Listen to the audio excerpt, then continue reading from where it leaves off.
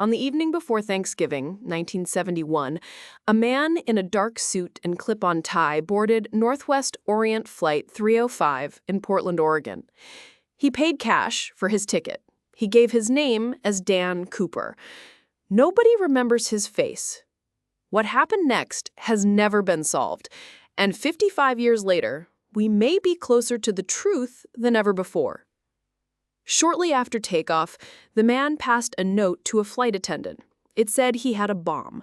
He opened his briefcase just enough to show her red cylinders, wires, and a battery.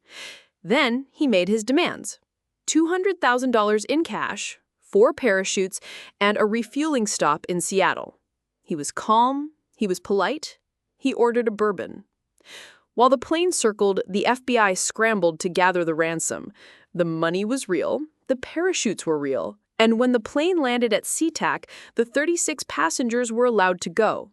The crew stayed on board. The flight took off again, heading south toward Mexico as Cooper had instructed. Somewhere over the dark forests of southwest Washington, at 10,000 feet in the rain, he strapped on a parachute, tied the money bag around his waist, and lowered the rear staircase of the Boeing 727. The last person to see him was the flight attendant. She watched him standing at the top of the stairs, facing the howling black sky. Then he jumped. He was never found. The FBI's investigation, codenamed Norjack, became one of the longest in Bureau history. Agents investigated hundreds of suspects across the country, from Portland to Pittsburgh, from Hawaii to Buffalo. They subpoenaed bank records, cross-referenced driver's license photos, and ruled men out for being too bald or too heavy. In 1980, a young boy found a bundle of rotting $20 bills along the Columbia River.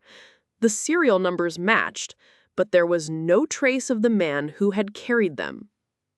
In 2016, the FBI quietly shelved the case. Resources, they said, were better spent elsewhere. But the case did not die. That clip-on tie Cooper left on the seat behind him has never stopped talking. Microscopic analysis revealed over 100,000 particles trapped in its fibers, including traces of unalloyed titanium, bismuth, and strontium sulfide. These are not the particles of an ordinary man. They point toward specialized manufacturing, toward aerospace, toward someone who worked with cutting-edge materials in the early 1970s. Amateur investigator Eric Eulis has spent years tracing those particles to a single company, Crucible Steel of Pennsylvania, a supplier to Boeing throughout the 1960s. He has named 2 suspects from that world. He has pushed for DNA testing of the tie. A federal court blocked his access. He is still pushing. And just recently, the FBI quietly released another batch of case files, 686 new pages from the Norjack archive. Agents photographed suspects in the same sunglasses witnesses described. They altered portraits to match Cooper's silhouette. The files reveal a man who knew the exact refueling specifications of a Boeing 727, a man who inspected his own parachute for sabotage before he jumped. This was not a desperate gamble. This was a plan. So, who was Dan Cooper? We know he was calm under pressure. We know he understood aircraft. We know he had access to specialized materials. We know he survived a parachute jump into dark forest in November rain, in loafers, at 10,000 feet. Or did he? No body was ever found.